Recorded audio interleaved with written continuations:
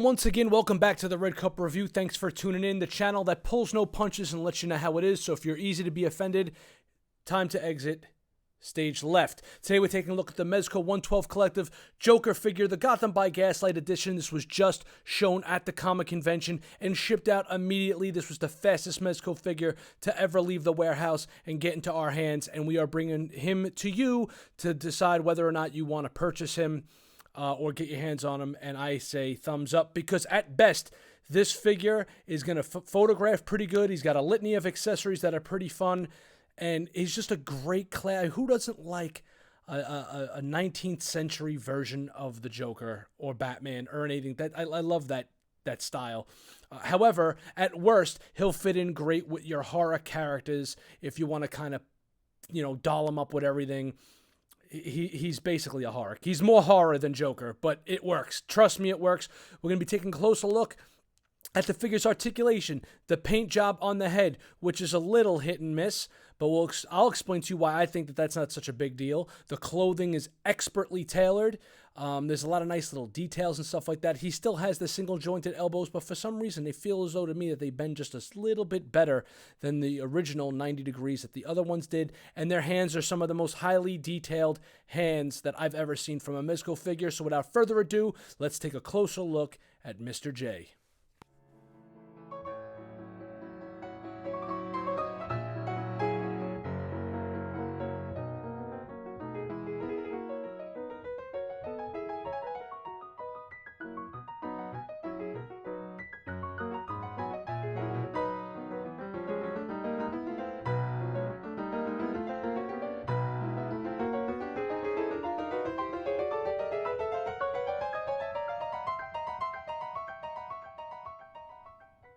Starting off with the elephant in the room, we're going to be taking a look at the portraits first. Starting off here with the smiling heads. After we take a look at the portraits, we'll be looking at the outfit and the articulation, and then rounding this review off with the accessories. So that's what you have to look forward to. Genius part on Mezco. I'm going to do split screen real quick right here and show you guys just how awesome of an idea it was that they drew inspiration, obviously, from the Mezco head with... On this side of the screen, you can see The Man Who Laughs. That was the true inspiration of the movie The Man Who Laughs for the Joker, originally, the character. And they did an excellent homage to that. I think it's a wonderful idea. I think it works perfectly. It's very nice looking. Now, the paint on both of these head sculpts is not expertly well done. As you can see from the top, and I'll also explain why it doesn't really bother me that much. Right at the top of the hairline there, on that side. And also, and it's more prevalent on the other head sculpt, see how straight the line is? Like the individual hairs aren't necessarily painted. On the side of his head there, it's more of a straight line than a hairline. This side's not as bad. It's because this reminds me of the type of Joker character who would put his face paint on. You could actually see pinkish hues and beige-ish, is that even a word? Hues coming through the white makeup. So to me, it's kind of like, oh, he put the makeup on. You could see it even under his eyes. There's flesh tones under there. So this is the type of a Joker who did not fall on the chemicals. This is the type of Joker who puts his face paint on, probably colors and dyes his own hair, and puts on the lipstick. Just take a look at that smile. Very, very nice. The teeth on this are amazingly well done. The teeth and the gum line are great. The eyes are done very, very well. They don't necessarily have that gloss that some of the other Mezcos do to bring real true life-likeness to the eyes. So if you wanted to take you want to get really, ballsy and put a little bit of clear coat over the eyes to really bring them out and make them look a little bit more realistic, that's on you. When this goes up on the shelf, you're not going to notice, though. So there you have it for this head sculpt. The hair, again, look, see how it's like a little flat right up over there, but the rest of the strands of hair are actually very nice. Right? Very nicely well done. Just not as detailed. In some aspects, more detailed than Mezco usually does. And in other aspects, like over here, the hair is a little bit flatter. So there's that. How does the hat fit on the head? Make sure you're putting on the hat correctly. A lot of these, people that are just taking this out of the package and putting it on are not having the hat sit correctly on the figure. So you could have it sit straight up like that. You could even cock it to the side a little bit, and depending on your poses and stuff like that. It's really nicely well done, and the hat fits on there pretty perfectly. We'll also, even though we're supposed to be taking a look at this in the accessories, because we're taking a look at the head sculpt, we're going to take a look at how the glasses fit on the face. Just put the glasses right over. Be careful that you don't snap the plastic, so I got to be careful of that right now. It's got to kind of like, and it goes right over his ears too. Like the ears don't stick out, but you can maneuver them to get them right over the ears. So there you go. Right, and look, it sits right over his ear pretty good. Very Hugo Strange-ish. Very nice. Very well done. I like it. I like the glasses too. Look at that. That's menacing as hell, guys. I like this very, very much. Now, let's take a look at the other head sculpt. Take the glasses off. Pop the head off. Pop the other head on. Now, this head is cool. I think it might even be a little bit more menacing because it's straight up just serial killer extraordinaire. Straight-faced. Same issues as the last time. See how the hairline, how the white is kind of brushing into the green. That doesn't bother me if he's putting his own makeup on, because then it would get on his hair. And if it was his hair that died, then obviously you would need the strands of hair to be more more neatly painted. Okay, same idea. Under the eyes, he has under the brow ridge, the skin tone coming through. Love the purple look. This looks cool as hell. There's your head sculpts. And now let's get on to the articulation and taking a look at how expertly tailored the outfit is. All right, I kept the hands off here just to give you guys an idea of how easily the jacket goes on and off. It has got a little bit of a double-breasted effect, so the reason why it comes over, you got to snap them in. These little snaps here. Okay, let's do one. See if it'll go in there. Son of a bitch. I hate doing this while on camera. There we go. Snapped right in. Okay, so that's what it's going to look like, pretty much all snapped up. I only snapped one in, but that's what it's going to look like. It's like an overcoat. It's got a winter overcoat thing going on.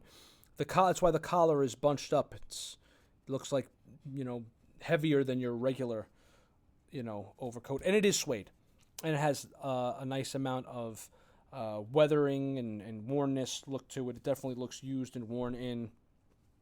But as far as pulling this thing off, please be careful. You don't want to. I'm going to wind up breaking this goddamn thing right now. Watch. Right on camera. Ready? And okay, I didn't break it. So you can have it open, make it walk like he's walking, and the jacket is kind of open and stuff. There is no wire in the jacket. Okay, so it's not a posable jacket. Okay, but you could probably tuck it up under his arm and stuff and make it look like he's walking and it blowing in the wind or something like that. But there you have it. There's him with his jacket on. I don't know if I'll be posing him with the jacket, and I'm pretty sure you could probably use this jacket for some of your other Joker figures. Nice purple coat. I also forgot about the scarf to show you how that looks like with the jacket, but you can get it to really like hide his face if you wanted to, and kind of pull it down. It really, I'm stuttering here, but it really falls very naturally and nicely over him. So you can have him even with and without it. He'll look pretty good with the scarf on. It's got a nice, really, really, really nice drape effect.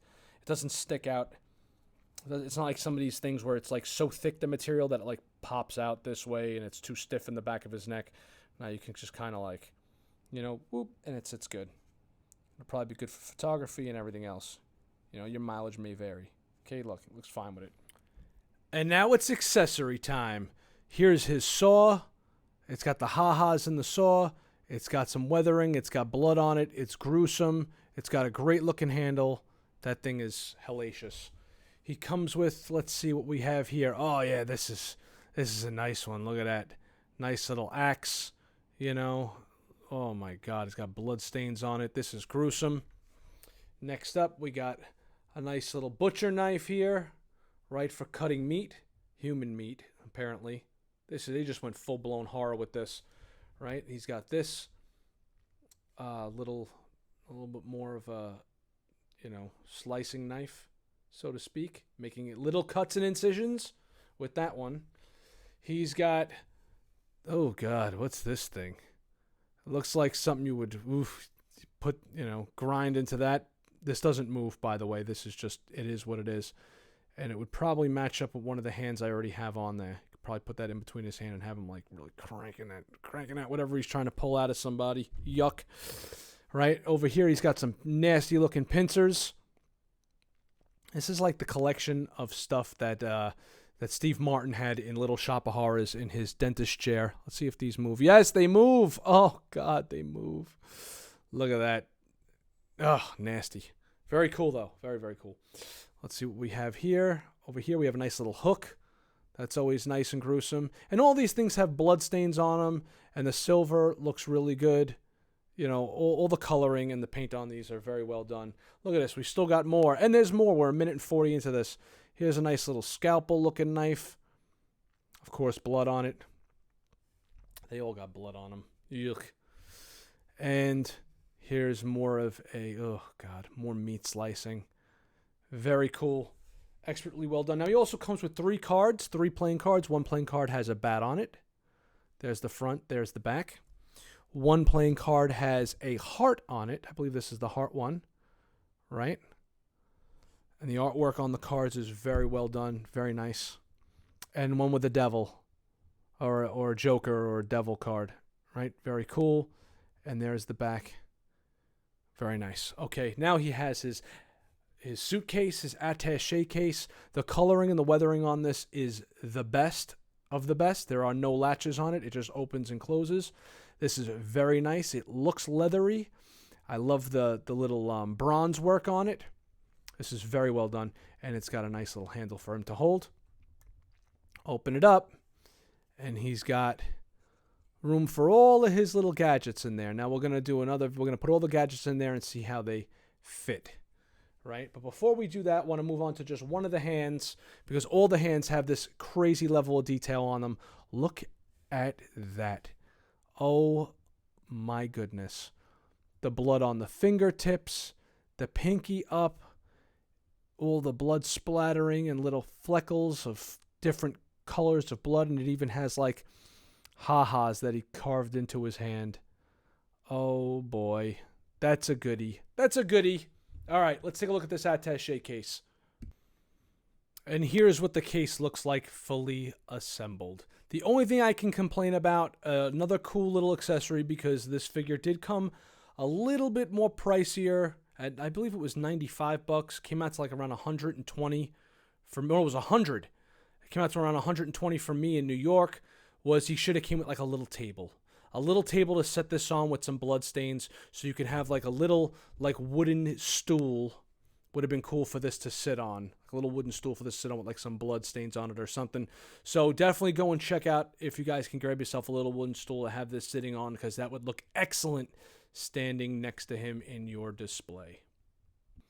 In conclusion, this figure, in my opinion, is a must-have for my collection. Your mileage may vary. If you're willing to spend money on roaches, this is where it's at personally. Between the accessories and everything else, I think it's wonderful. Is it a perfect figure? By no means necessary, but I am giving it a 4 out of 5 cups on the channel, because I just love that classic look, and he's going to look dynamite next to your Gotham by Gaslight Batman. So if you bought him, you need to get on this, or you're going to be shit out of luck for the aftermarket. And that's it, man. Remember, this is not an action figure commercial. This has been a Red Cup review. Remember to hit the bell, like, subscribe, and we'll catch you on the live show that we do. So make sure you hit that bell. We hope you enjoyed this review. We'll catch you on the next episode.